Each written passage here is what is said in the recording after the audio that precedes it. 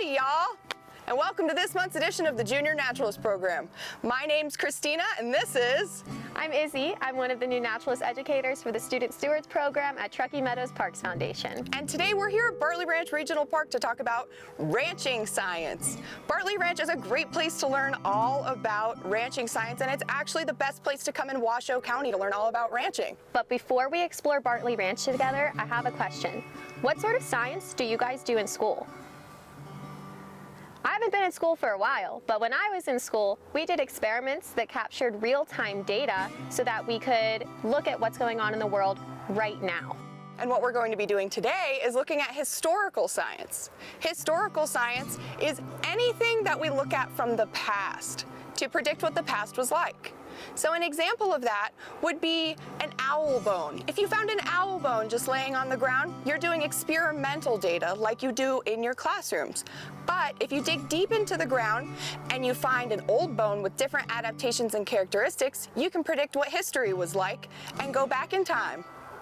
And we chose to talk about ranching science here at Bartley Ranch because it's really important to understand what life was like and the important ranching history of Nevada. So let's go explore. Ranching is the agricultural practice of raising herds of animal on large tracts of land. Some common animals that are ranched are cattle and sheep, but some ranchers raise elk, bison, and even ostriches. Historically, we refer to the people who herd these animals in Nevada as vaqueros. This word comes from the Spanish word vaca, which is cow. Hispanic, Californian, and Mexican horsemen were at least a third of the vaqueros. Before ranching was widespread, vaqueros were nomadic, meaning they didn't stay in the Great Basin area all year and only came when they brought their herds. As ranching became a more popular industry, vaqueros started getting hired on permanent ranches to work year-round.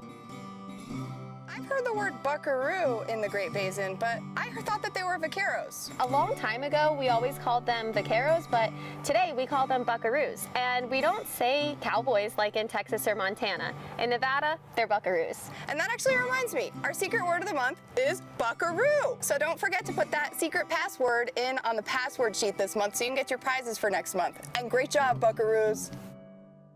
Bartley Ranch has everything you'd want in a 56-acre park. There are pastures, horse trails, picnic areas, historic buildings, an amphitheater, and even a cool interpretive center. These historic buildings are so cool, I wonder how long they've been here. That's actually a really good thought, Christina. These buildings have actually not always been here. They were mindfully placed to give us an idea of what ranch life was like in the 20th century. And the name Bartley Ranch comes from the Bartley family that purchased this land in 1925. And they owned the ranch until about 1985 when they sold it to Washoe County, and 10 years later, Washoe County opened it up to the public. Hey Izzy, you want to go investigate some of these historic buildings to see what life for a buckaroo was like? Yeah, I'd love to.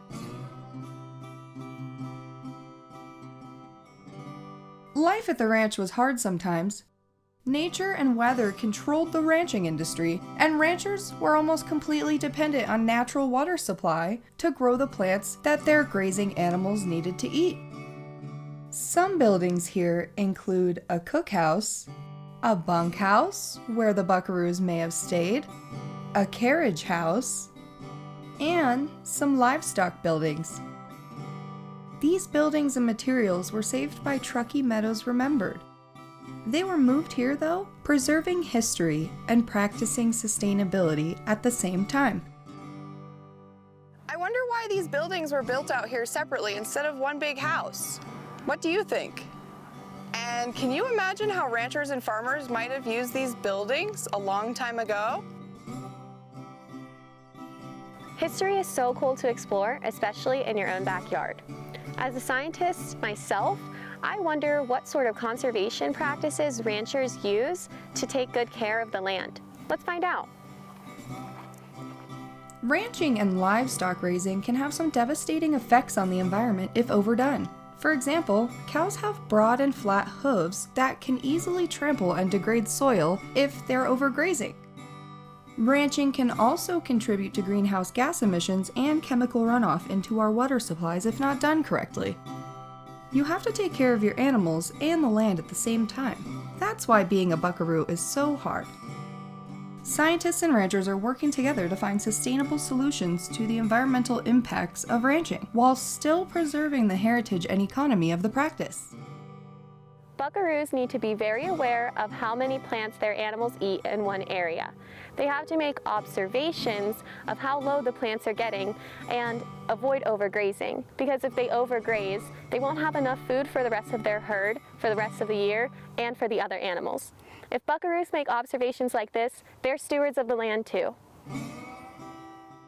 Hey, and I have another fun fact for you too. Have you heard of Hidden Valley Ranch? Well, back in the 1900s, Hidden Valley Ranch was actually made at a ranch in California. And speaking of Hidden Valley, our special JNATS rock likes to follow us and hide at every park we go to. So come near the Huffaker School, look for the flagpole, walk over this bridge, and you just may find it.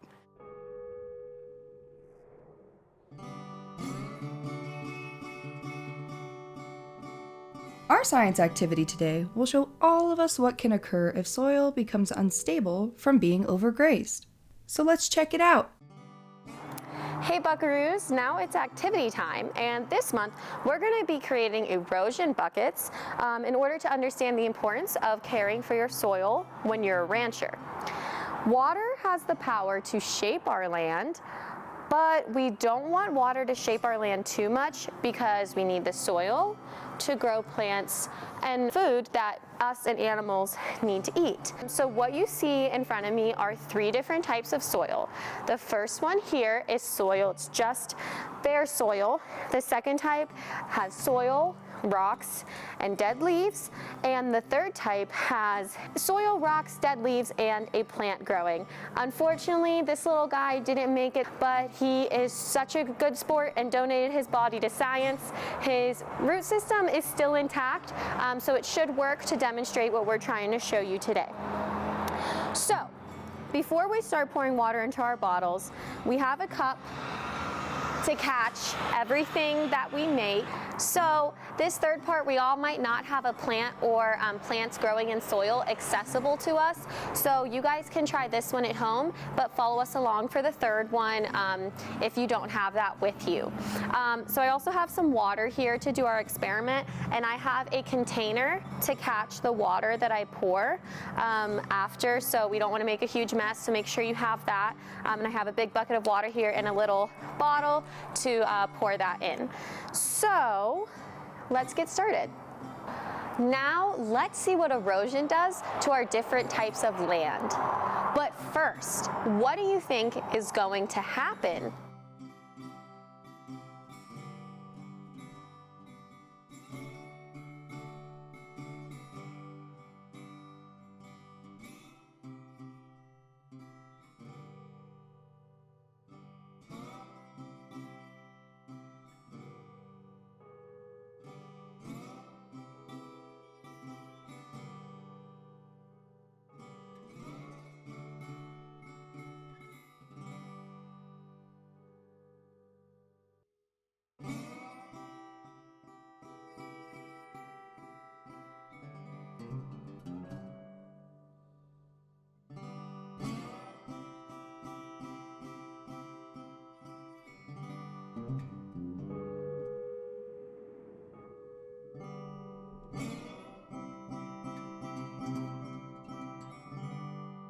So junior naturalists, let's observe. This first one that was just bare soil and no debris, rocks, or plants has a ton of erosion occurring. And this is what can happen whenever overgrazing takes all the plants, roots, and debris off the ground and water comes in and moves all the soil. Number 2 had no plants but had a lot of debris in it. And it still has some debris in it, but you can tell it looks so much better than number 1. And then number 3, the one with our little guy here, the plant in it, it has a lot less debris, especially you can tell if you look in the top, it has a lot less debris, but it has this really strange yellow color. And I was wondering what you guys think as to why it has that color.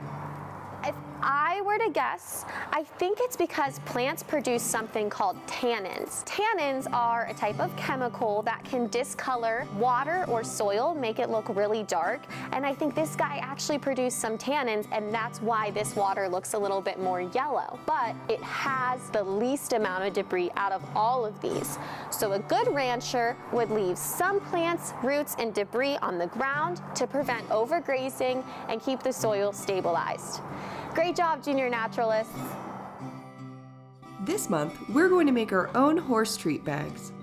Sometimes, when a buckaroo's training their horse, they will carry a treat pouch filled with some of their horse's favorite snacks. So, we're going to make and decorate a treat bag of our very own. All you need is a glue stick and a pair of scissors, and we will provide the rest of the materials. The first step is to cut an oval that fits onto the paper bag without going over the sides.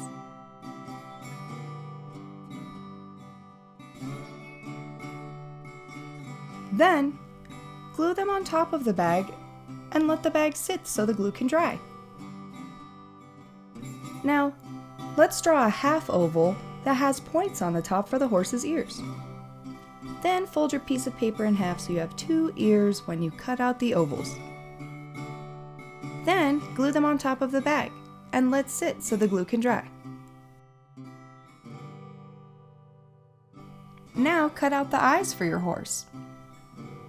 Let's cut 2 large white ovals and then 2 small black circles for the pupils. Fold your paper in half and then cut them out. Glue on the white ovals, then the black circles on top of the white ovals. And lastly, draw on your horse's nose and neck with a Sharpie, and then you're done. If you want your horse to have spots or maybe a longer mane, feel free to add whatever you like to make your horse your very own.